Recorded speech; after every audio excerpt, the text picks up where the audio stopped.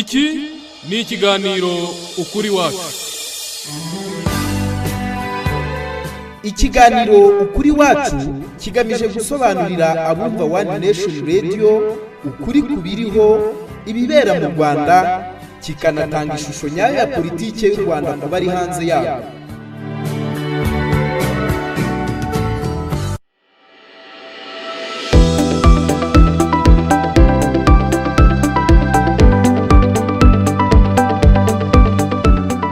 Wiriwe neza kuri wowe udukurikiye muri kano kanya, ni One Nation Radio, ijwi rya diaspora nyarwanda ukurikiye muri kano kanya. Muratwumvira kuri wa1nationradio.org, mukadukurikira kandi ku mbuga nkoranyambaga zacu zitandukanye, aho tugaragara ku rubuga rwa Facebook ku izina rya One Nation Radio, kuri Twitter tugaragara kuri One Nation Radio, naho kuri Instagram tukagaragara kuri One Nation Radio Official, ku rubuga rwa YouTube tugaragara ku izina rya One Nation Radio.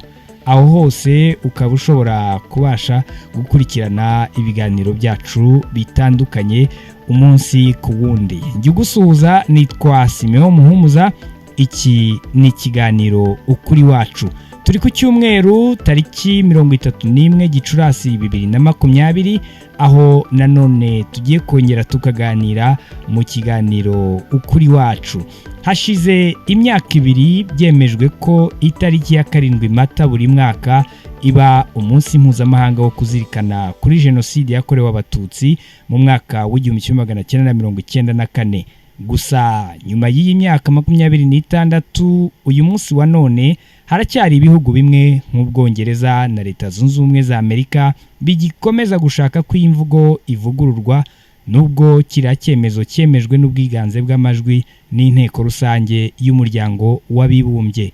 Icyo cyemezo kikaba cyarafashwe ku itariki ya 23 Mutarama 2018, aho hemejwe ko ku itariki ya 7 Mata buri mwaka ari itariki yahariwe kwibuka jenoside yakorewe abatutsi, hahindurwa inyito yari isanzwe iriho ko ari umunsi mpuzamahanga wo kuzirikana kuri jenoside yo mu 1994 mu Rwanda. Iyi nyito ikaba yari yarashyizweho n'umwanzuro wa 58 akarongo kaberamye 234 wo kuwa 24 Ukuboza 2003, ikaza gutangira gukoreshwa mu mwaka wa 2004. Mu kiganiro ukuri wacu cya none turagaruka ku mpamvu zihishe inyuma y'abashaka guhindura iyi nyito ya jenoside yakorewe abatutsi ndetse n'ingaruka zabyo. Nk'ibisanzwe uyu munsi wa none nabwo muri iki kiganiro turaza kuza kuba turi kumwe n'abatumirwa batandukanye bari budufashe gusesengura neza iby'iyi ngingo. Turi kumwe na Honorable Martin Ngoga, uyu akaba ari perezida w'inteko ishinga amategeko y'umuryango wa Afurika y'Uburasirazuba EALA, ubu tukaba tuvugana aherereye i Kigali mu Rwanda.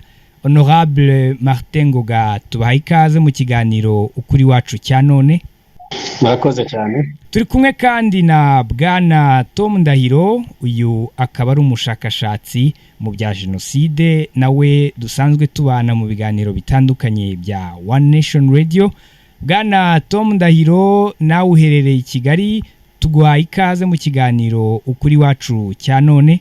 Murakoze Muhumuza, nabo turi kumwe muri iki kiganiro. Turi kumwe kandi na Madame Esther Mujawayo, uyu akaba ari umwanditsi ndetse akaba n'umwe mu bashinze umuryango Avega Agahozo. Nyuma y'ibyo kandi akaba umupsychothérapeute ndetse n'umusociologue mu byo akora, aho aherereye mu gihugu cy'Ubudage ubu tuvugana muri kano kanya. Madame Esther Mujawayo, namwe tubaha ikaze mu kiganiro ukuri wacu cya none. Murakoze. Mwese rero mbahaye ikaze, namwe mudukurikiye aho muri mu bice bitandukanye bigize isi. Nkuko natangiye mbivuga, umuntu yakwibaza kuri ubu ngubu impamvu ishobora kuba ihatsiye imvugo yo gushaka guhindura inyito ya jenoside yakorewe abatutsi mu Rwanda yabiyihe. Ngira ngo twahera kuri Honorable Martin Ngoga. murakoze cyane. Ibyo ndi buvuge ni ibyo ntekereza kuko amugani ntawe uzi neza icyaba cyihishe inyuma yabyo. Igisubizo cyashakirwa mu kugerageza gusesengura ikibazo cya jenoside yakorewe abatutsi n'uburyo cyagiye kiganirwaho mu bihe bitandukanye mu nzego zitandukanye za politike, ahera mu gihe jenoside yakorwaga ubwayo no mu gihe yari imaze guhagarikwa. Impaka zabaye mu muryango w'abibumbye mu kanama kawo kagize Security Council no muri General Assembly. Murabyibuka neza icyo gihe cyose kugira ngo byemerwe ko mu Rwanda hari jenoside byabaye ikibazo gikomeye cyane, kandi igihe cyose ntabwo byashingiye mu gushidikanya yuko abantu bicwaga mu Rwanda. Ntabwo byigeze bishingira mu kuba bitari bizwi abakoraga ubwicanyi ni bande n'abahigwaga ni bande, ahubwo byashingiye mu kuvuga ngo nubwo ibi byose bizwi ariko inyito yabiyihe. Bivuze rero yuko inyito ari ikintu gikomeye cyane kuko byahereye icyo gihe.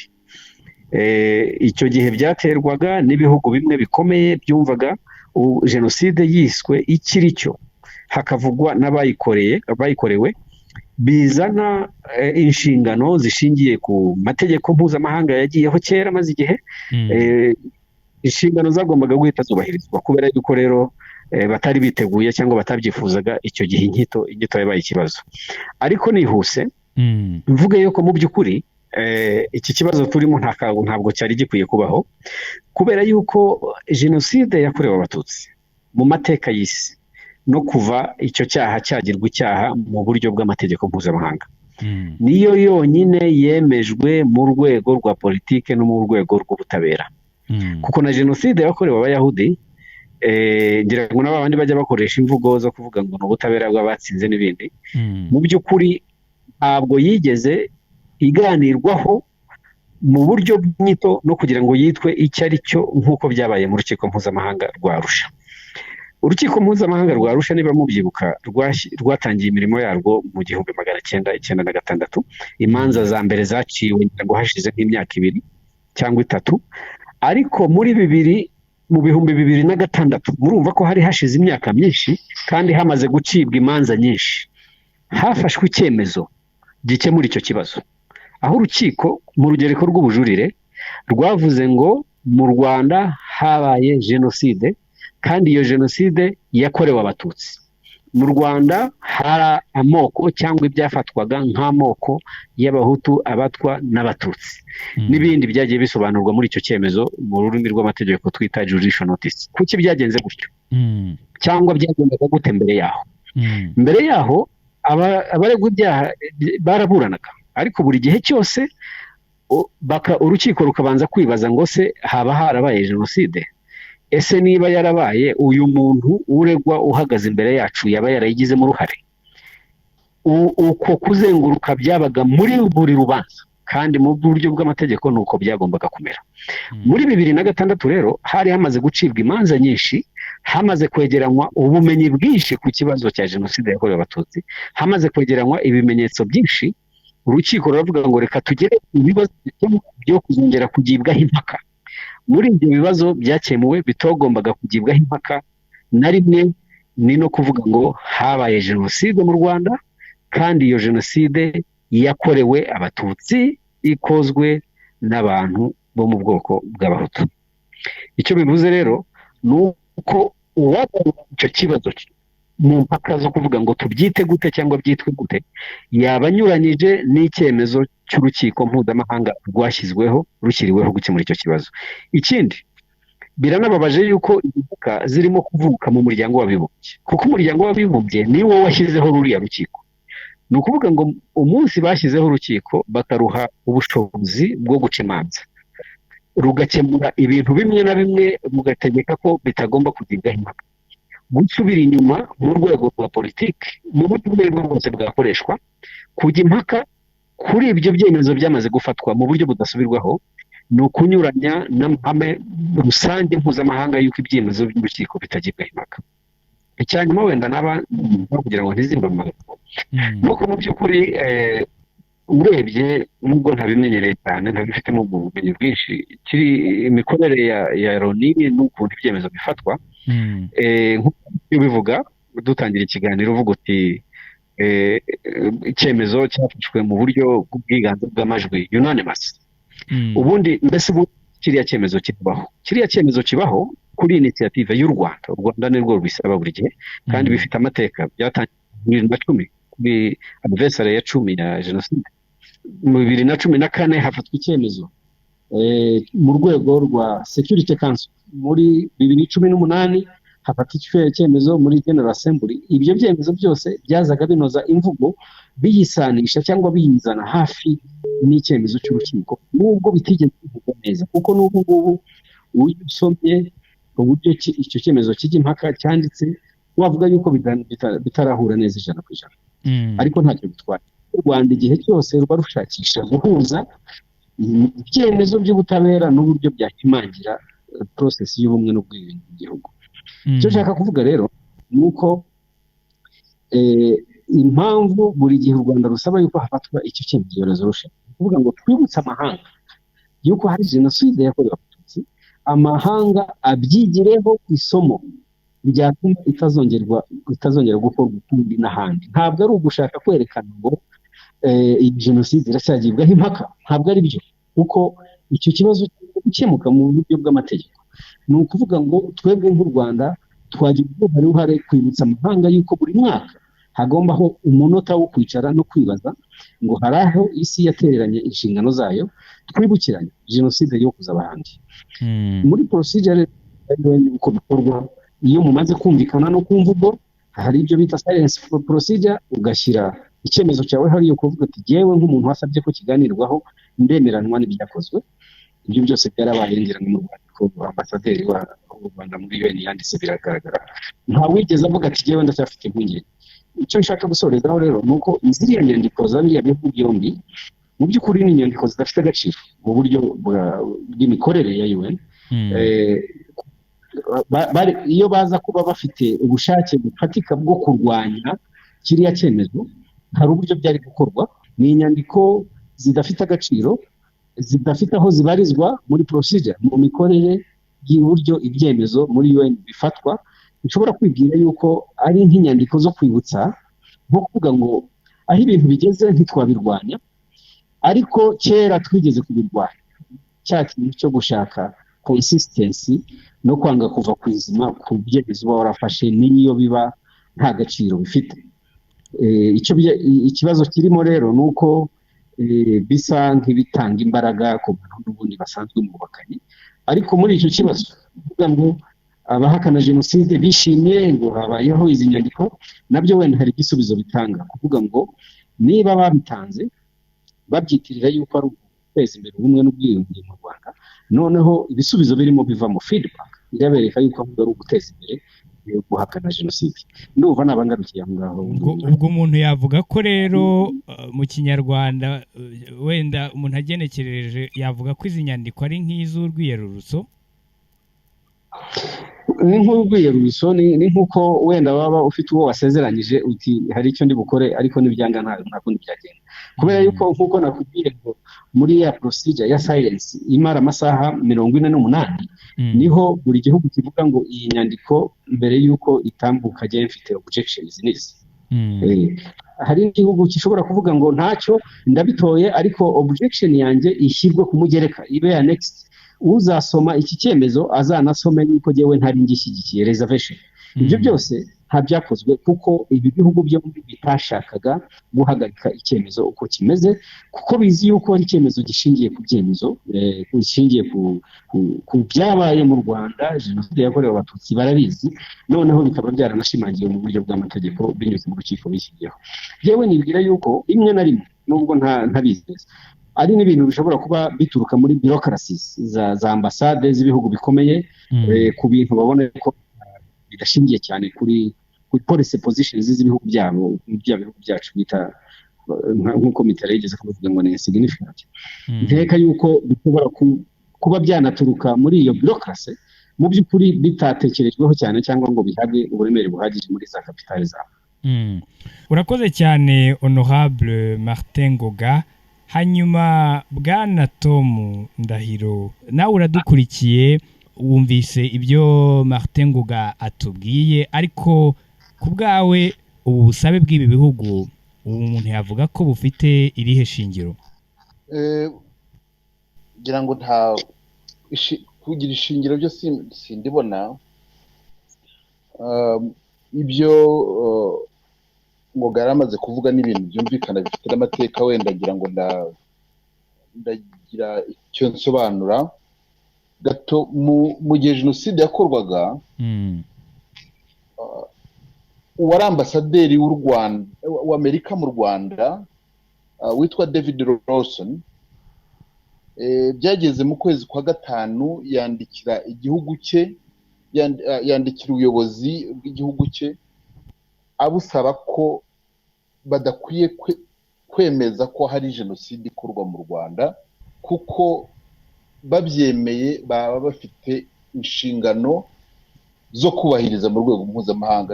Yari yabikomojeho, ariko nagira ngo nibura n'iryo zina ryumvikane, kuko ni ibintu bikwiye kuzajya byiruka mu mateka. Ariko reka njye ku cyemezo, ku rwandiko rwanditswe n'Abanyamerika rukaza gushyigikirwa n'Abongereza. Urebye nk'uko mugenzi wanjye yari amaze kubivuga, hari ubwo muri politike umuntu ashobora kuba afite abantu muri politike yo mu gihugu cye bamuzanira ikibazo, batari ikibazo tubangamiwe no kumva aho ari jenoside yakorewe Abatutsi, reka tubihindure.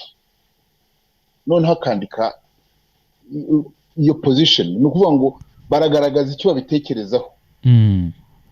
Ariko noneho habaye iki? Hari igika avuga ngo kubw'amateka no kubahiriza kuba twakwibuka abantu bose, yego hari jenoside yakorewe Abatutsi, ariko hari Abahutu bishwe icyo gihe ndetse n'abandi. Hano mu Rwanda nibyo kuko hari abantu bishwe bazira kugira ngo umugambi wa jenoside wuzure. Natanga n'urugero rw'abasirikare b'Ababiligi bishwe, abasirikare 11 ku itariki ya 7 mu gitondo, ariko icyo bashakaga jenoside no kugira ngo ingabo z'Ababiligi zihave, noneho bakora ibyo bashaka mu mudendezo. Hari andi moko y'abantu bishwe, nzi umuryango sinshaka kumuvuga mu izina, ariko hari umunyakanadakazi wishwe yicanwa n'abana be n'umugabo we, yari umunyakanada. Niba yari nafashe n'ubwenegihugu bw'u Rwanda, ariko yari agifite n'ubwenegihugu bwa Canada. Uwo muntu nawe yarishwe muri icyo gihe. Hari umusirikare wo muri Senegal nawe wishwe, ariko ni umuntu wakoze akazi gakomeye cyane ko gutabara Abatutsi icyo gihe, yicwamo. Igihe rero uvuze ngo hari n'abandi bishwe benshi muri icyo gika cy'urwandiko rw'igihugu cy'Amerika, bivuze ngo nabo bose twavuga noneho ngo ni jenoside yakorewe abantu bose. N'Abahutu bishwe mu Rwanda barahari koko, kandi baranubahwa, bagahabwa n'icyubahiro kuko bafite ibintu byakozwe. Utekereza uwari perezida w'urukiko rurinda remezo z'igitegeko nshinga Kavaruganda, minisitiri w'intebe Agathe Uwiringiyimana, abaminisitiri batandukanye barimo Rucogoza Faustin, barimo Nzamurambaho, ariko abo bose bishwe kubera ko batagaragaje gushyigikira umugambi wa jenoside yari yarateguwe yo kurimbura Abatutsi. Bivugwa ngo icyabaye kandi cyanagaragaye, Honorable Ngoga yabisobanuye ko kugira ngo bigere mu mwaka w'2006 hacibwa urubanza bisabwe n'ubushinjacyaha mu rubanza rwaburanishaga Matayo Ngirumpatse, Edouard Karemera na Joseph Nzirorera, nuko ubushinjacyaha bwagira inama urukiko rurambwira bati nyamuneka tumaze imyaka duta igihe cyo kuburana ukuri. Ni ukuvuga ngo kuburana ukuri icyo mvuga ni ni ukuvuga ngo hari ukuri kwari kwaramenyekanye, ari mu rubanza rwa Kayesu, ari mu rubanza rwa Kambanda. Agenda avuga ati Kambanda mu byo yemeraga aravuga ati twateguye kuzarimbura abatutsi. Ibyo byarabaye. Abandi bishwe batabara cyangwa batagiye mu mugambi, abo bafite uko bibukwa. Kandi banategura n'uyu mwanzuro, mwabonye igisubizo cy'uhagarariye u Rwanda mu muryango w'abibumbye, izo ngingo yazigiyeho. Ya masaha 48 nabwo ngo yavugaga yo gutekereza ku bihugu mbere y'uko umwanzuro ufatwa mu buryo bw'ubwumvikane busesuye, icyo bita consensus. Iyo consensus barabaye nyuma y'abantu gutekereza ibintu byose bishoboka, kubera ko bumva ko uko kuri kwabaye. Hanaje no gukurikiraho, hari n'umwanzuro warafashwe n'ibihugu n'ubumwe bwa Afurika. Icyo rero ugasanga biterwa n'abantu bagiye bashaka kuyobya uburari. Abantu iyo bahakana jenoside kenshi icyo bakora ni iki. Bumwe mu buryo bwo kuhakana jenoside ni ukudashaka kuvuga ba nyiramukubitwa bayo. Mu Cyongereza cyangwa mu Gifaransa ni victims. Mbese bakibagirana. Mu Burayi mu ntambara ya kabiri y'isi haba jenoside yakorewe Abayahudi, hapfuye abantu benshi muri iyo ntambara. Umuntu by'umwihariko yavuga Abarusiya cyangwa bari mu cyahoze ari Soviet Union, hapfuye abantu bagera kuri 20,000,000. Hapfuye ubwoko bwitwa Abaroma, Roma cyangwa Gypsies, nabo batari bake. Hitler mu bo yari yanibasiraga n'abantu bavukanye ubumuga, abantu bavuga ngo ko bashobora kwanduza umuryango wabo wa Aryan race. Ariko abo bose ntago bagiye muvuga ngo habaye European cyangwa German genocide, kuko ivuze ngo Rwandan genocide ni nko kuvuga ngo habaye European cyangwa German genocide. Urumva? Ibyo rero ugasanga ko nta bihubi bihari. Nsoza nuko ugereranije na jenoside yakorewe Abayahudi na jenoside yakorewe Abatutsi, si ikintu cyaje mu ntambara. Ni umugambi wari usanzweho uhereye muri 57 batangira izo nyito mbi za manifesto z'Abahutu, kaza muri 59 ubwicanyi bwibasira ubwoko, 63 na 4 icyo gihe isi yabyise jenoside biribagirana. Ni ukuvuga ngo icyo kintu cyose gutotezwa igihe kinini cyarabaye. Kimwe no ku Bayahudi, igitabo cyitwa Mein Kampf cyandikwa cyo gutoteza Abayahudi cyasohotse mu 1924. Ni ukuvuga ngo ayo mateka yo gushaka kuronda ubwoko no kugezaho uburimbura ni ibintu byagiye bigaragara. Nkasoza mvuga nti umuntu wanabitekereje afite ahantu yahushije gatoya amateka. Navuga ko hari ubwo abakozi umuntu aba afite ari ambasaderi afite abakozi munsi ye, wenda bakagira igitekerezo bakazakimugezaho, wenda urwandiko rukazandikwa, hari ikintu kirengagijwe mu mateka no mu kuri. Ese wenda ukiri aho ngaho, nta bindi bihugu wenda bizwi byaba biri muri uyu mugambi uretse wenda ibyo twavuze haruguru bya Amerika n'Ubwongereza?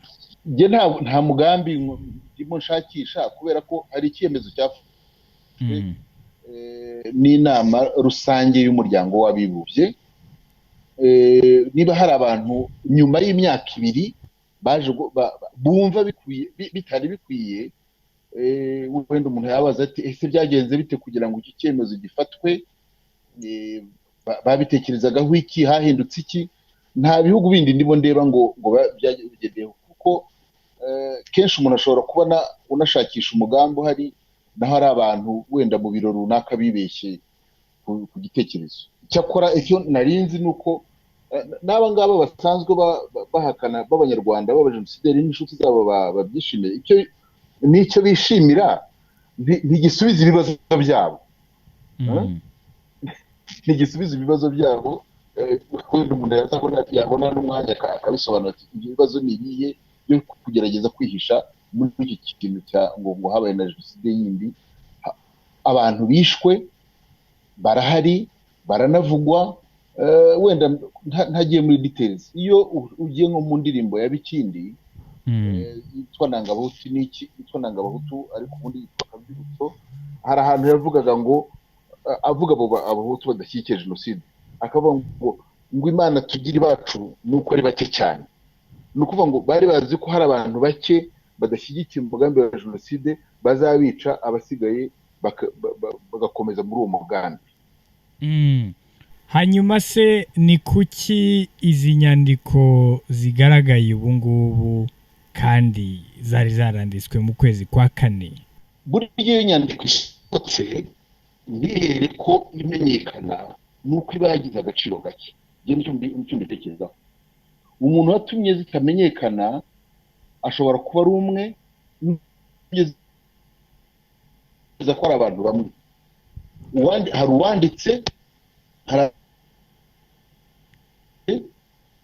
kugira ngo zimare ukwezi n'ibindi, keretse niba ari uko hari ikibazo cya korona cyaba cyaratumye ibyo bintu byibagirana, hakaza ibindi mu makuru. Burya hari amakuru aruta andi, ariko ikintu nka kiriya kwandikwa ntikimenyekane vuba ko kiba kitahawe agaciro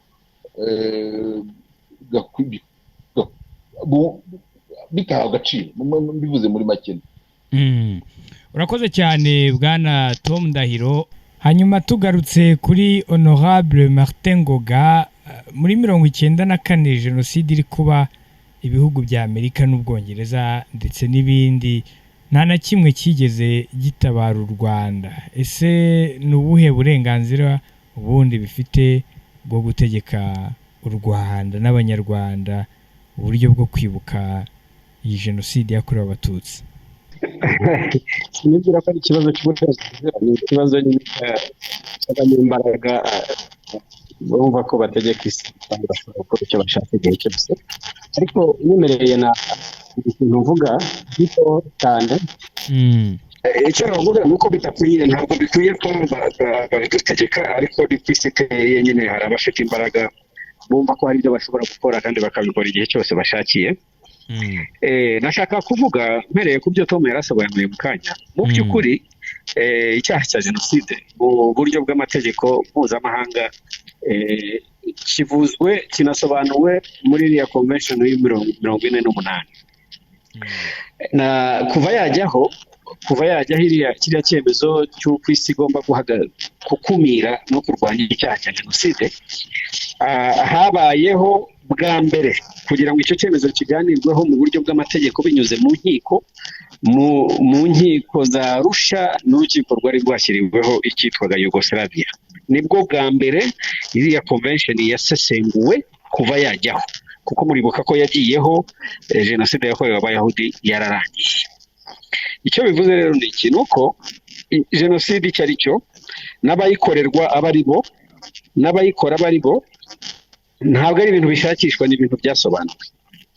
Bishatse kuvuga ngo nubwo muri cya cyemezo cy'urukiko navuze ko habayeho no gukemura ikibazo cy'umubare, bavuga bati abantu barengaho gato miliyoni y'Abanyarwanda, bivuze ngo miliyoni y'Abatutsi, bivuze ngo n'abajya bavuga ngo bagera ku 800,000 nabo baba banyuranyije n'icyo cyemezo. Buriya niyo haza kuba harapfuye harishwa Abatutsi bake kurusha abandi baguye mu bwicanyi bwakorwaga icyo gihe, nabwo ntibyari kuvugwa yuko abakorewe jenoside ari abandi uretse Abatutsi. Sinzi niba byumvikana. Niyo biza kuba yuko jenoside ihagarikwa hamaze gupfa Abatutsi bake kurusha abandi bari kugwa muri ubwo bwicanyi, ntabwo byari guhindura icyo amategeko asobanuye yuko jenoside ikorerwa gusa abahigwa kugira ngo barimburwe burundu. Ntabwo bivuze uwo ari we wese waguye muri ubwo bwicanyi, bivuze uwahigwaga kugira ngo arimburwe burundu kubera icyo ari cyo n'ibindi bisobanuwe muri iryo tegeko. Niyo baba ari bo bakeya baguye muri ubwo bwicanyi, ntabwo byahindura yuko ari bo bakorewe jenoside, ngo bivuge yuko undi waguye muri ubwo bwicanyi atahigirwaga kurimburwa burundu ari we uyikorewe. Ntabwo bishoboka. Bivuze rero yuko mu by'ukuri ntabwo izi mpaka zikwiye kuba zikiriho. Ikindi, kuba hari abantu baguye muri jenoside yakorewe abatutsi batari abatutsi bakagwa mu bwicanyi bwakorwaga icyo gihe, kuko jenoside ikorwa muri context ya violence igwamo abantu benshi, byo nabyo birasobanutse, kuko na jenoside ubwayo mu buryo bwo kwihagarika ntabwo yahagaritswe n'imishyikirano, yahagaritswe n'imirwano. Ntawahakana rero yuko hari abandi batahigwaga kurimburwa bayiguyemo. Ariko ikivugwa ni ukuvuga ngo ntabwo igihe cyose kugira ngo bisobanurwe ko hari abantu bishwe bakorewe jenoside, kugira ngo byemerwe bigomba kubamo negotiation yo kuvuga ngo ni mpanguhe ndemera ibi ari uko mpaye ibi ngibi. Si uko bimeze. Hari uburyo bw'amategeko busobanutse bwemejwe mu buryo budasubiraho bwo kuvuga ngo abakorewe jenoside mu Rwanda ni abatutsi. Noneho mu buryo bw'imikorere y'u Rwanda na gahunda zayo zo kwemeza, zo guteza imbere ubwiyunge, ndetse no muri ibyo byemezo byo muri UN ubwabyo, n'iki ngiki turiho tuvuga bifite uko byemera yuko hari abandi batari abatutsi baguye mu bwicanyi ariko ntibakorewe jenoside. Ntabwo bazize jenoside, kuko ntabwo bahigwaga ngo barimburwe burundu cyangwa igice cyabo kirimburwe burundu. Ni ikibazo cy'itegeko rero, ku buryo ibi bihugu bibiri tuvuga, aho kugira ngo no mu minsi iri imbere habaho kuganira ngo kugira ngo twemere ko habaye jenoside hagomba kwemerwa n'iki kireka basubiye mu itegeko, icyitwa icyashyiriweho gusobanura icyaha cya jenoside kigahindurwa, kandi nabwo sinibwira yuko byahindura ibyamaze kwemezwa mu buryo bw'inkiko. Urakoze cyane Honorable Martin Ngoga. Hanyuma reka twerekeze kwa Madame Esther Mujawayo. Madame Esther, ubwo iyi nyito y'umunsi wo kwibuka yavugururwaga ku itariki ya 23 Mutarama 2018, Leta Zunze Ubumwe za Amerika n'ibihugu byinshi bigize umuryango w'ubumwe bw'Uburayi ntabwo byawemeye, bivuga ko kongeramo ijambo yakorewe abatutsi bidaha umwanya wo kwibuka abantu bose bishwe muri icyo gihe. Ubwiganze bw'amajwi y'ibindi bihugu bwaje icyo gihe gutuma umwanzuro bituma iyo nyito ibona amajwi menshi, bityo uwo mwanzuro uratorwa. Ku bwanyu uku kongera kubigarura mubona hari icyo bishobora guhindura? Murakoze. Ngize imana yuko mumbajije namaze kumva ibisobanuro bya Martin na Ndahiro, kuko hari byinshi buriya by'amategeko nanjye numvise ntarinzi, nibura numvise yuko ntacyo bishobora guhindura. Kuko ni ikintu cyemejwe, ni itegeko ryemejwe, usibye ko n'ubundi ari urubanza rwa rundi bavuga ngo nuruca abana. Byaragaragaraga ko jenoside uwo bicaga ninde, narindi mu Rwanda 94, uwo bicaga ninde, bicaga ninde, uwo bakuraga mu rugo iwe ninde, uwo bahigishaga imbwa ninde, byari amanywa ava. Hari umugabo w'umuganga w'umwongereza wakoraga mu bitari Butare yatanze ubuhamya bukomeye cyane, avuga ukuntu baje kwica abatutsi bakoraga mu bitaro bye, mu bitaro yari arimo, bafite liste y'abatutsi, barabica, barabatwara, barabica. Barangije bagaruka gufata umwinfirmiere, noneho arababwira ati mutigeho, uyu mudamu muramufata ni umuhutukazi, murabona, noneho ngo bareba kuri liste kuko barabireba, batewe uravuga ukuri ni umuhutukazi, ariko umwana twite ni umututsi. Uwo mugore bamwishe kubera ko atwite umwana w'umututsi. Ibyo navuga rero ngo nuruca abana, ahubwo umuntu yakwibaza, abashaka kwirengagiza barirengagiza kuki. Izo mpamvu ndazirekera baba gusesengura, ariko ndakeka ko bye kuduca intege bizahora bigaruka. Ahubwo nge nibaje niba bitaranahuje nuko ruriya rubanza rwa Kabuga rwari rwaje bigahuza nuko kuntu u Rwanda uretse bahakanya yuko batabisubiza muri buri gihe uko habaye akantu bashaka uko bongera kuzamura ibyo ngibyo. Natekereje kandi ko imbabazi yo mbona ari Amerika n'Ubwongereza bubigaruye mu ntambara ya kabiri. Abongereza n'Abanyamerika bari ku ruhande rw'abariye barwanya iriya regime nazi. Barabizi neza ko hapfuye abantu benshi batari Abayahudi, n'Abasinti n'Abaroma, abahomosexuels, abari bakurikiranywe kubera imvuko, kubera uko bavutse, bageze kuri miliyoni 7-8. Abandi barengaho bagera muri miliyoni 20 n'izindi. barapfuye. Ibyo abongereza n'abanyamerika bari ku ruhande rwarwanaga, ruzi ko abo bantu baguye mu ntambara. Ariko gushaka kwirengagiza icyo kintu cyo kuvuga ngo noneho genocide Rwandan genocide, njye mbona harimo n'akantu ka racisme. Hari abajya batubaza ngo ese ngo uvuga africanistic yo africana, ngo uvuga ururimi rwa Afrika, ukamureba ugashaka kubaza ete kutambaje niba ururimi rwa Europe rubaho. Kumva ko icyo kintu cyabarwa mu banyafrika, kumva yuko wavuga ngo Rwandan genocide udashobora kuvuga German genocide, kuki se wumva ko aho hariho byavugwa gutyo. Aho ngaho sinakubeshya ngo ikihisha inyuma n'iki, ngewe ikimbabaza cyane cyane nuko iyo bigarutse byongera bigatonika wa wundi wazize icyaricyo. Ejo bundi kuwa kane twaherekeje umwana w'umukobwa apfuye afite 45, bamwishe urubozo muri 94, imyaka 26, ababara abandi bakagarura amagambo, bakazana diplomasi, bakazana ibiki. Ngewe ndakubwiye ngize Imana vraiment numva ibisobanuro batanze, nkeka ko ari akantu kazajya kagaruka buri gihe iyo hari uwikanga ikintu, cyangwa buri gihe iyo hari ushaka kongera kumvikanisha ibye, azajya bigarura. Kuri nuko duhagarara twenye, kandi ibyabaye byarabaye malheureusement. Icyo tugomba gukora ni iki? Ngewe ku bwanjye ubwo urumva ndivugira nk'umusicoterapeute, nk'umusociale, ni ukugira ngo nibura warokote akabaho. Batakaga kumurimbura n'imizi yose, iyo mizi yose ikaba itararimbura, hagira akantu gasigara kandi yongera afata ingufu, yongera abeho, nibyo bizabitsinda. Naho kwire ngewe amagambo yose nayajyamo nta na diplomasi nzi, ariko nkeka ko bizajya bihora bigaruka. Hanyuma mu mboni yanyu se mwebwe mubona ari ukubera iki nyuma y'imyaka 2 ibi bihugu aribwo byumva kwinyito bari bemeje muri iyo myaka 2 ishize yahinduka iyi nyito ya genocide yakorewe abatutsi? Ariko nkeka ko no mu myaka 2 ishize bo ntabwo bari babyemeje, ariko nta na veto bashyizeho. Ubwo rero nakantu bazajya babyutsa. Cyatumye bibyuka ngubu naba nkubeshye nkubwiye ngo niki nibyo nari mvuze ngo ndakeka izi manza zije cyangwa iki, ariko noneho ko nsobanukiye ko babyanditse mu kwa kane bikaba bisohotse gusa uyu munsi, ubwo aho nanjye ndashyiraho point d'interrogation, question mark, ntacyo nagusubiza.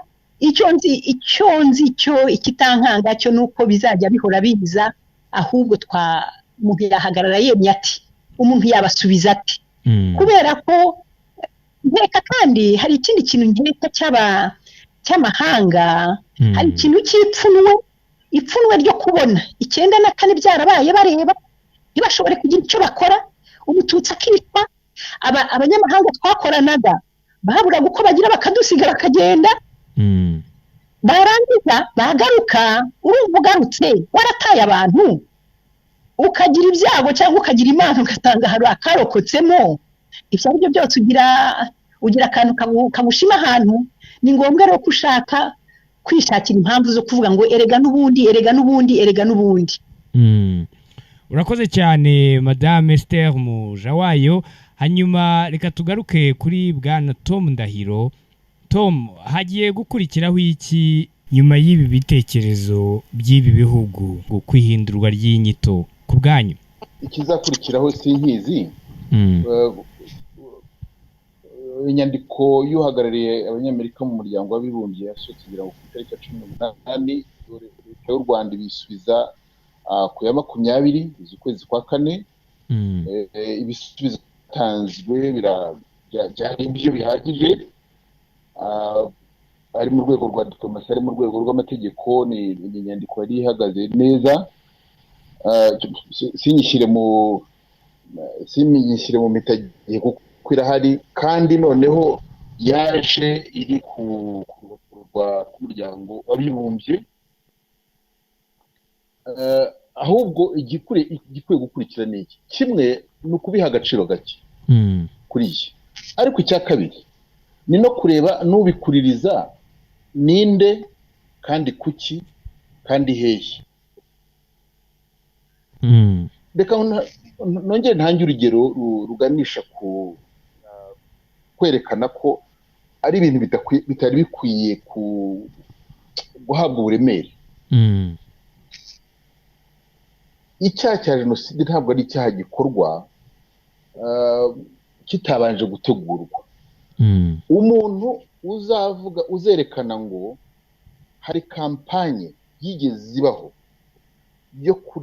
yo gukorera jenoside abahutu nayerekana icyo gihe azaruburana azahabwa ukuri, ariko nzi ko atazabibona. Ahantu honyine ushobora kubona kuvuga ngo hari umugambi wo gukora jenoside uriho wabaye ni mu magambo y'abajenosideri ubwayo cyangwa ubwabo. Hari inyandiko usomye mu gitabo cya Harrison de Forge iriya Live None to Tell the Story, umuntu yavuga mu kinyarwanda ngo ntazasigare n'uwo kubara inkuru. Yerekana uburyo gutegura abateguraga jenoside banavugaga ko abatutsi aribo bategura jenoside bazakorera abahutu. Ibyo ni ibintu bihari byanditse. Urugero rworoshye, Mugesera Rehu atanga muri disikuru ye ku Kabaya kuri 22 z'ukwa 11 muri 1992 avuga kuri Ngurinzira n'imishyikirano n'amahoro ya Arusha. Yaravuga ngo erega ngo ntibabizabatangaze ngo Arusha iriya mishyikirano nta kizageraho, ngo ni inyenzi ihura n'indi nyenzi. Muri jenoside bishe Ngurinzira, kuri bo yari inyenzi kimwe n'indi. Hari ibintu byagendaga mu magambo bagendaga berekana Gato Uwiringiyimana n'abandi ari inyenzi ziri hamwe n'izindi. Umuntu witwa Rucogoza, ndavuga amazina kugira ngo abantu bazajye ngo abahutu barishwe cyangwa barishwe banazwi n'amazina. Mu byo yazize yajyanye n'umuntu witwa Kabuga Felicien ari kumwe na Nahimana Ferdinand na Baragwiza yabatumije mu biro bye ababwira ngo radio yanyu RTRM iratwika igihugu kandi irimo iramamaza ubwicanyi buzakorerwa abatutsi. Ku itariki ya 7 we n'umuryango we barawujimije. Abo bantu barapfuye ariko bazize abatutsi, ntabwo bazize ko n'abahutu. Ikindi ni campaign itangiye noneho y'abantu bashaka barisha babonye umushinga wo kurya amafaranga y'abazungu, amafaranga amwe aribwa n'amafaranga y'abanyamerika. Hari association ebyiri ziba muri Amerika zo mu muryango umwe z'abantu, umuryango umwe w'umuntu Justin Gatebuke n'abahungu be n'umuhungu we witwa Claude Gatebuke n'umukobwa we witwa Beatrice Gatebuke ngira ngo na Alice. Bafite za association ebyiri bo bakiyita ko ari abantu bacitse ku icumu rya jenoside Rwanda. Urumva bivuga ngo ibyo bintu ntabwo ari ibintu bije ari bishya. Esteri mujo wayo yavuze ikintu nanjye nsanzwe mvuga cyuko bitwumve ko ibi bintu ari bishya cyangwa bizahagarara, ni ibintu bizahoraho. Jenoside yakozwe burya ikurikirwa no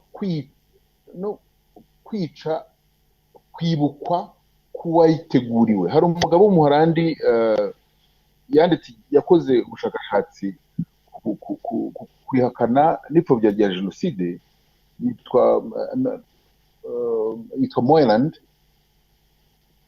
Igitabo cye yakise The Killing of Death, kwica urupfu. Nuvuga ngo nyuma yo kwica abatutsi ubu ngubu iki abahakana n'abapfobya jenoside baba bakora ni ukwica kwibukwa kwabo. Kwibukwa kwabo nicyo noneho kiba kirebwa, akaba ari byo kuvuga ngo nuvuga jenoside Rwanda nta hantu umututsi ko yaragamije kurimburwa bizabihari. Ariko nk'uko tubizi noneho byemejwe n'inkiko n'urukiko mpuzamahanga mpanabyaha rwakiriho Arusha rushyizweho n'umuryango w'abibumbye. N'u Rwanda ruhindura inyito rwayihinduye mu mategeko yarwo ari uko uwo mwanzuro w'urukiko ubayeho. Mbere yaho ntabwo wari wafata kuko ntabwo ni icyaha kigenwa n'amategeko, ukuri kwari kuzwi, ariko basis cyangwa ireme ryo kugira aho ushingira byaturutse mu rukiko. Ibyo rero ni ukuvuga ngo turagaruka kuri kuri kuvuga ngo kuri guca mu ziko ntigushya. Sinumva ko hari uzazimanganya ko kuri kuko kuri kuragahari nubwo ari ukuri kubi. Mujawaya wenda hari abatekereza ko ari ikindi no kubyibuka byonyine nyiramukubitwa wayo agahinda aragahorana, ariko iyo ushatse no kumwibagiza kutuba yibagirana biba bimubabaza kurushaho. Urakoze cyane Bwana Tom Ndahiro. Hanyuma tuzi ko amasezerano mpuzamahanga hano ibyaha bya jenoside asobanura ko jenoside ari ubwicanyi ndengakamere bugamije kurimbura ubwoko runaka cyangwa se abagize idini runaka ku byabereye mu Rwanda muri 1994. Umuntu yavuga ko byari umugambi wari ugamije kurimbura ubwoko bw'abatutsi.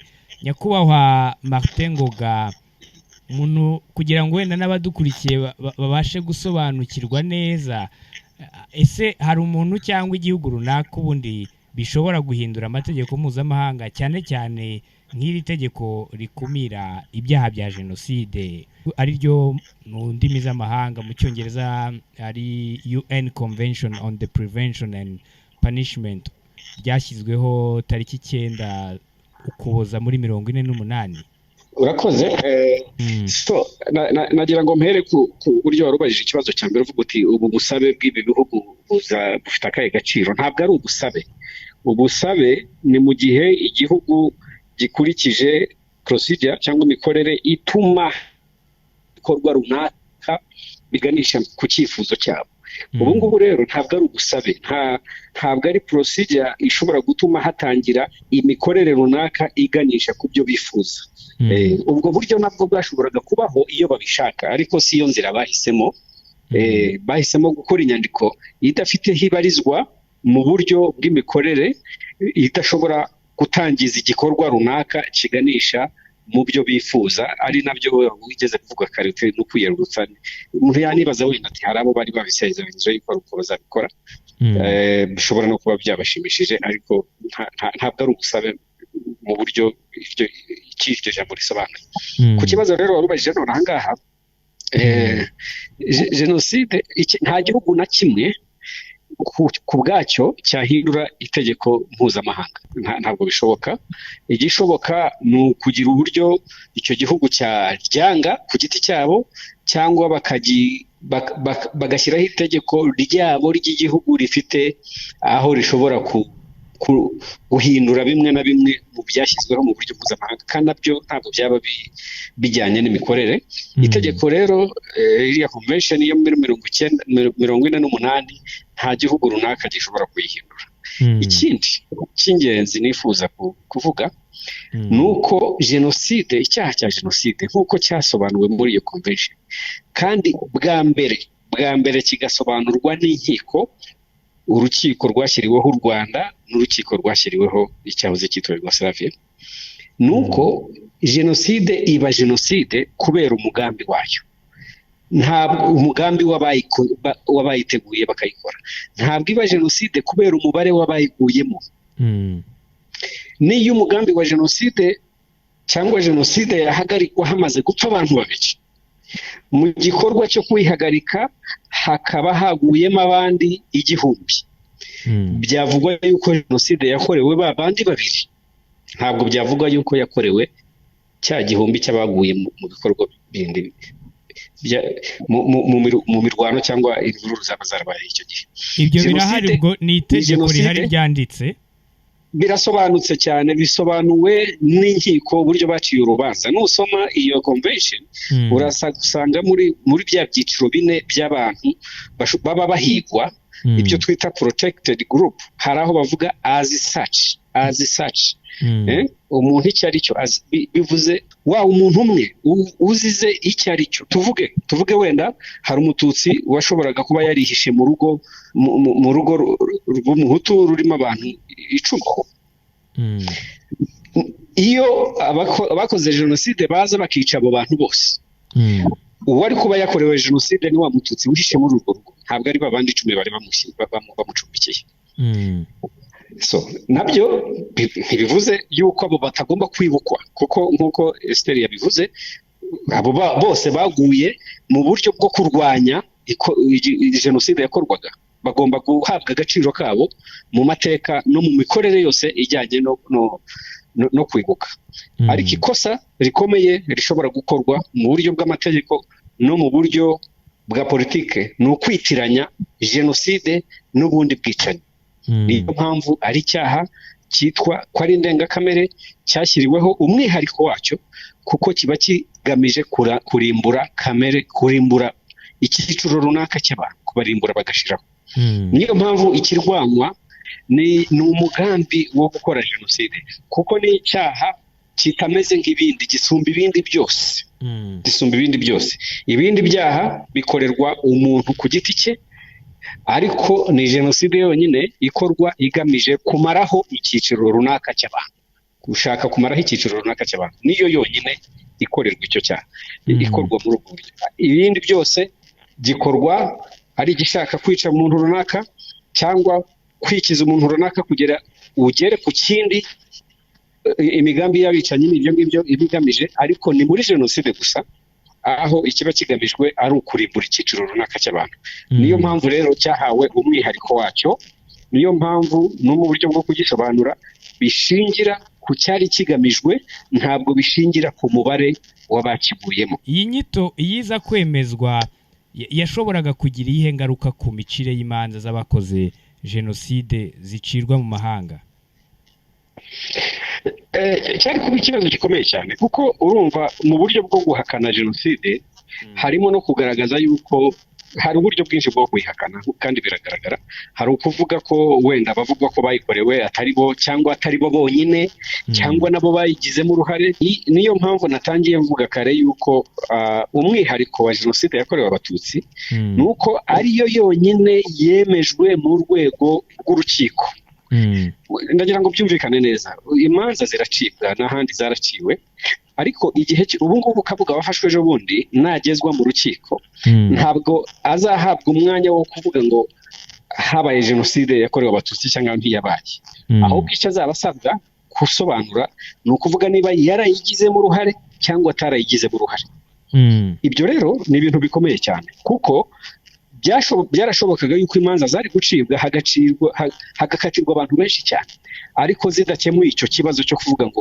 ese jenoside yabaye yakorewe abatutsi cyangwa itarakorewe abatutsi ni ukuvuga hari kujya habaho guhora twibaza ngo buri wese ugeze imbere y'urukiko asobanure niba jenoside ashobora no kuba yavuga ngo ntabwo yabaye ubushinjacyaha buhera aho ngaho icyo kibazo rero cyarakemutse kandi cyakemutse mu buryo budasubirwaho kandi ni kuri kesi y'u Rwanda yonyine cyakemutse muri ubwo buryo nta handi byigeze mu mateka binyuze mu nkiko ahandi hose byemezwaga mu rwego rwa politiki igahora iganirwaho uko abantu babyishakiye ni nabyo bariho bakora abo ngabo turiho tuganiraho ariko icyo bibagirwa ni uko iyi jenoside yakorewe abatutsi yamaze kwemezwa yuko yabaye kandi igakorerwa abatutsi mu buryo bw'urukiko bivuze ko nta n'umwe ushobora kugenda yaba yiregura cyangwa mu bundi buryo ngo yumve ko hari umwanya wo kongera kwibaza abayikorewe abarimo ibyo ngibyo ntabwo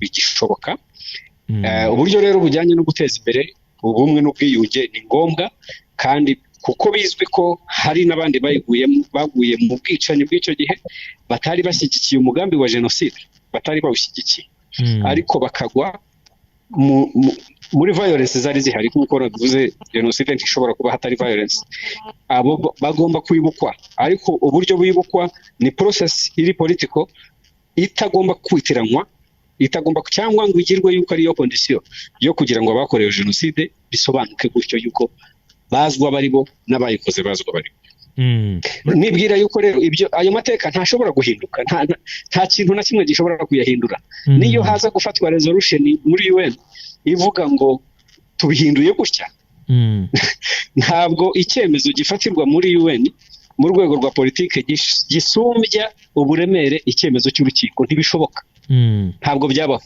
bishobora kugira uwo bishimisha kubera yuko abyumvise uko ashaka ariko mu buryo bw'uburemere bw'ibyemezo bifatwa mu buryo butandukanye n'ahantu hatandukanye n'inzego zitandukanye icyemezo cy'urukiko gisumba ibindi byose nta kindi cyemezo gishobora gufatirwa muri forum iyo yose ngo gisumbe icyemezo cyafashwe n'urukiko murakoze cyane honorable Martin Ngoga hanyuma bwana Tom ese ku bwanyu ibi bihugu usanga bikinacumbikiye abagize abagize uruhare n'abakoze iyi jenoside yakorewe abatutsi ndetse n'abayihakana. Ibi bitekerezo by'ibi bihugu by'Ubwongereza ndetse na Leta Zunze Ubumwe za Amerika, mutekereza ko bidashobora kudindiza ikurikiranwa mu butabera by'abakoze ibyaha bya jenoside no gutiza umurindi abahakana bakanapfobya iyi jenoside yakorewe abatutsi?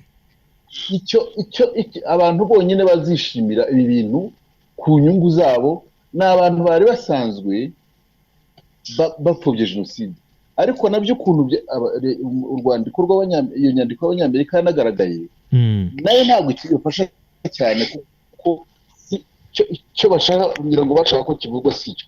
Ni ukuvuga icyo banditse baracyanditse, nacyo gishaka kubaha advantage yuko nayumvise nyine. Hanyuma mwebwe ku bwanyu iyi nyito wenda mu ncamakeya, niba hari icyo mwakongeraho ku byo Honorable Martin yatubwiraga, iyi nyito iyiza kwemezwa yashoboraga kugira iyihe ngaruka ku micire y'imanza z'abakoze jenoside zicirwa mu mahanga? Ntacyo byari guhinduraho, uretse ko mu mwaka wa 2006 aribwo bwa mbere hagiyeho icyemezo cy'urukiko kivuga ngo mu mateka ntihagizagira umuntu wongera kujya impaka ko z'ukuri kwabaye ko hari jenoside yakorewe abatutsi. Iyo judicial notice yarabanjwe iza ku rugereko rwa mbere, iza no kwemezwa no ku rugereko rw'ubujurire.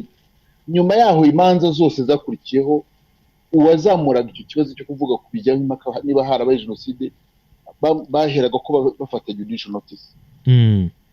Aho uri mu rwego rw'urukiko, kandi iyo urukiko rwa ruciye ibitegeko bigomba kubahirizwa. Hari n'imanza zaciwe nyinshi zitagiye zishimisha kuko zaciwe nabi, ariko uko zaciwe nuko nyine byabaye itegeko, nta muntu uzasubira mu rubanza rw'abagosora ukuntu yagabanyirijwe ibyaha. Ntabwo byanahimana tuzabivuga, ibya mugenzi tuzavuga amateka yagaragaye, ariko ntabwo bizasubirwaho. Mu rubanza hari abantu bemeye ibyaha babyivugira bati twateguye umugambi wo gukora jenoside yakorewe abatutsi. Ari urubanza rwa Kambanda, ari urwa Yozefu Serugendo, ari urubanza rwa Serushago, abo bantu bose bemeye umugambi wa jenoside. Noneho no mu zindi manza zagiye zicirwa zose byaremwe.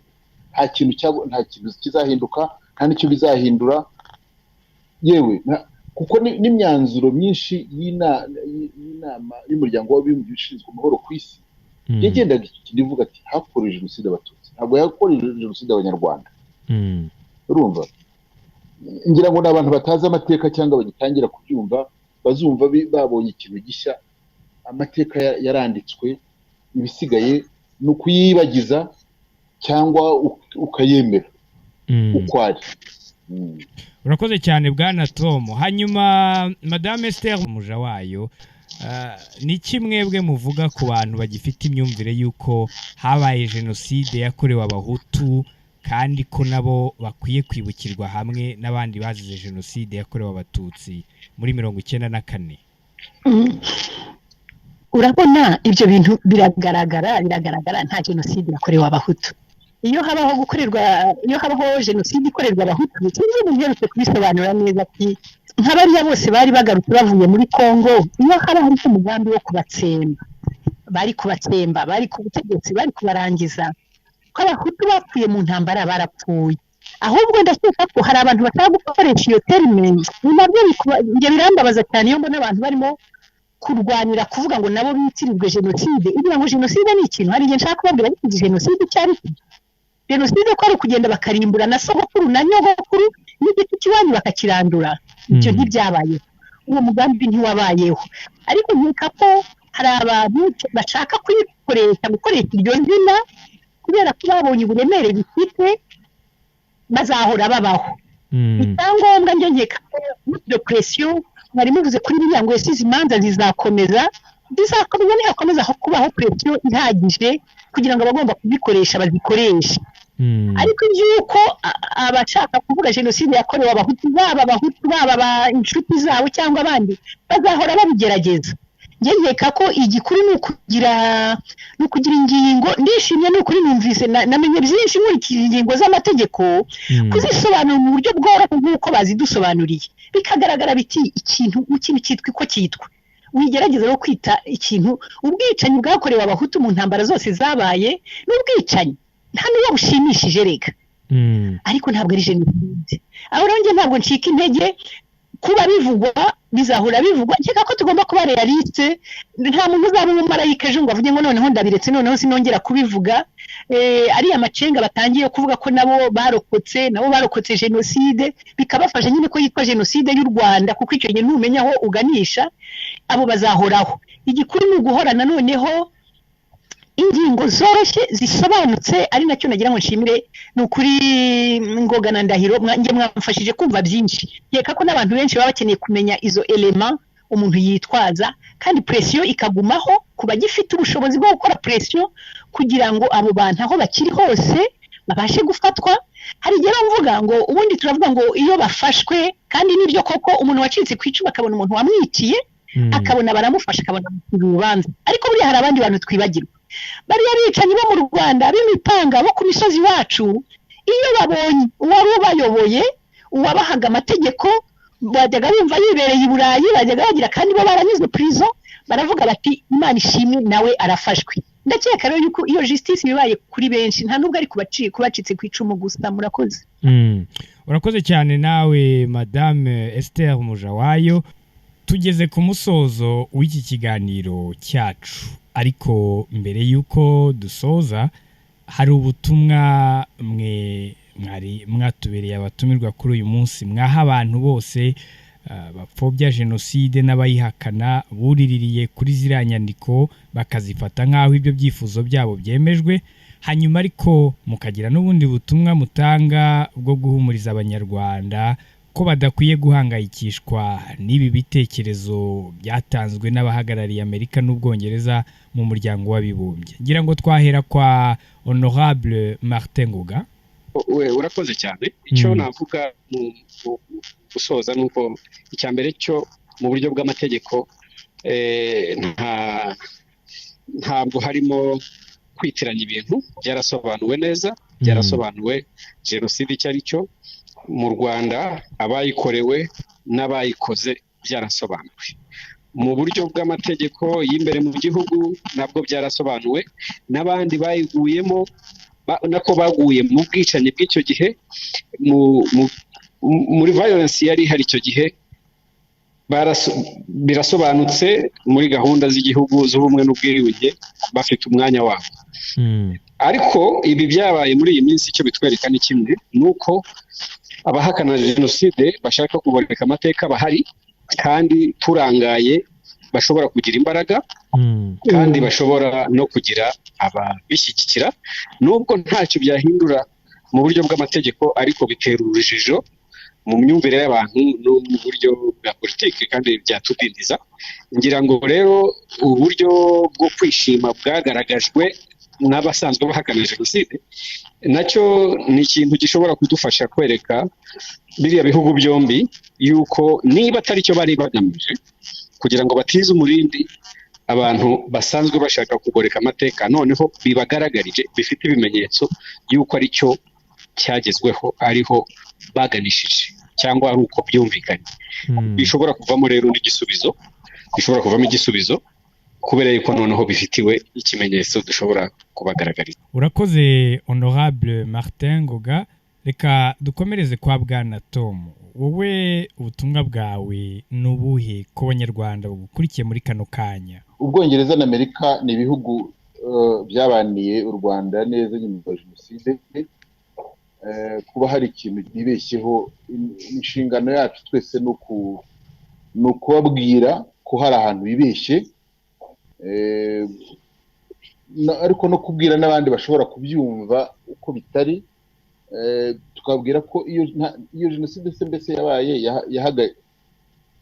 yahagaritswe nande hari imwe ifite uwayihagaritse iyo yindi yahagaritswe nande ikindi navuga ni ukuri ko hari abahutu kandi benshi bapfuye baguye mu ntambara hari abazize gukubishwa na leta ndetse leta yarababwiraga ngo inkotanyi imbunda zazo zirasama amashazi abo bantu bakagwa ku rugamba akababwira abandi ngo abantu nimugende nimubiyahureho ni bake nimubarusha ubwinshi murabatsinda.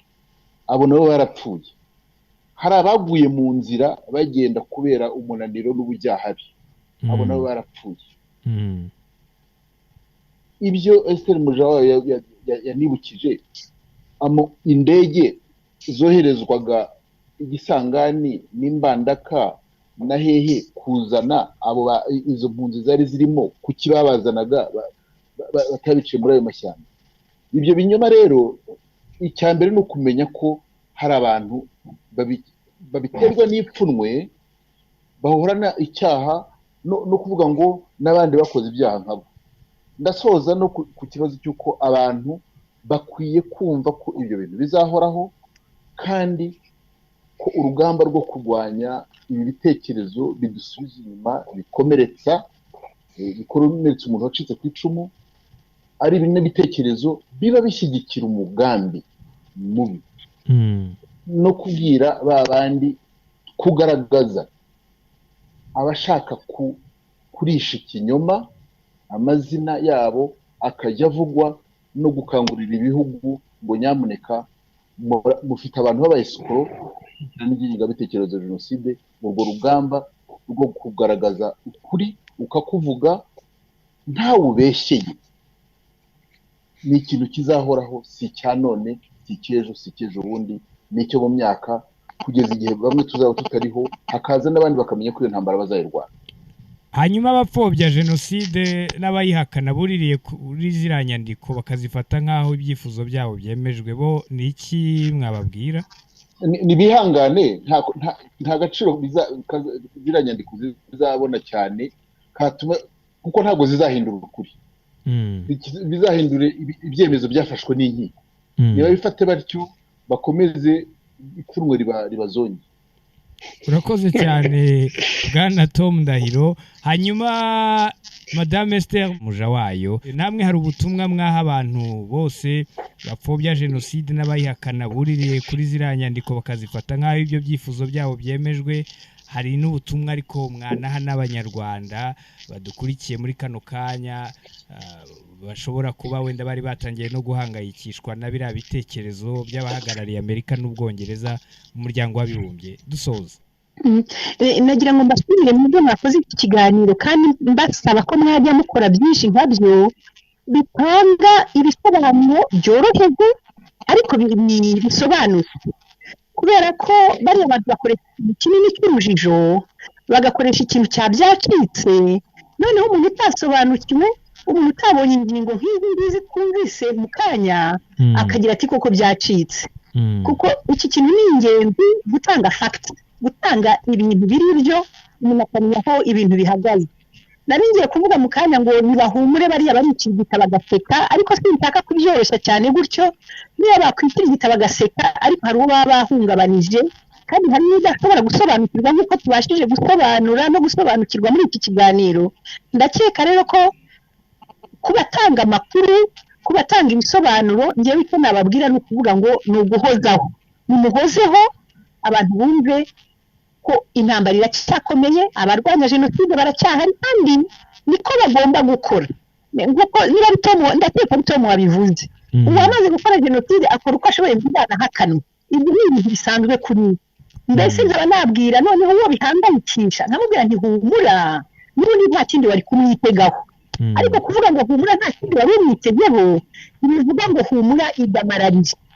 Biravuga ngo abana bakiri batoya, abayirokotse barimo barashyira, ariko noneho uko kuri kugenda kuhagaragara, uko byagenze mu bikorwa, uko byagenze mu mategeko, uko byagenze mu masezerano mpuzamahanga, habeho ukuntu abantu babimenya bidakuye hirya no hino, bitari amagambo, bitari ibihuha. Ndumva nta kindi navuga ko nk'itangazamakuru mwebwe mufite umurimo munini kandi ndawubashimiye, nta kindi, n'ubwo butumwa bwanjye. Murakoze cyane Madamu Esther Mujawayo. Ngira ngo reka nanabonereho kubwira mwe mwese mwari mudukurikiye ko uyu ari wo musozo w'ikiganiro Ukuri Wacu cya none. Twagarukaga ku cyaba cyihishe inyuma y'abashaka guhindura inyito ya jenoside yakorewe Abatutsi muri 1994 twari kumwe n'abatumirwa batandukanye badufashije gusesengura iyi ngingo kuri uyu munsi. Twari kumwe na nyakubahwa Martin Ngoga, uyu akaba ari perezida w'inteko ishinga amategeko y'umuryango wa Afurika y'Uburasirazuba EALA. Mwakoze cyane kwitabira ubutumire bwacu kuri uyu munsi wa none. Murakoze. Twari kumwe kandi na bwana Tom Ndahiro, n'ubundi dukunze kubana mu biganiro bitandukanye bya One Nation Radio. Uyu akaba ari umushakashatsi mu bya jenoside. Bwana Tom Ndahiro, turabashimiye namwe kuba uyu munsi nanone mwemeye kubana natwe mu kiganiro ukuri wacu. Murakoze Muhumuza. Twari kumwe kandi na Madame Esther Mujawayo, uyu akaba ari umwanditsi, akaba n'umwe mu bashinze umuryango Avega Agahozo. Esther Mujawayo, namwe mwakoze cyane kwitabira ubutumire bwacu kuri uyu munsi wa none. Mwakoze cyane namwe kuduha ijambo. Urakoze cyane. Hanyuma ubwo namwe mwadukurikiye mwese mukurikiye iki kiganiro kuri wacu cya none, turabashimiye. Nge warukiyoboye nitwaga Simeon Muhumuza. Ubwo reka dukomeze tubifurize kugira ibihe byiza aho muri hose. Amahoro y'Imana akomeze kubana namwe.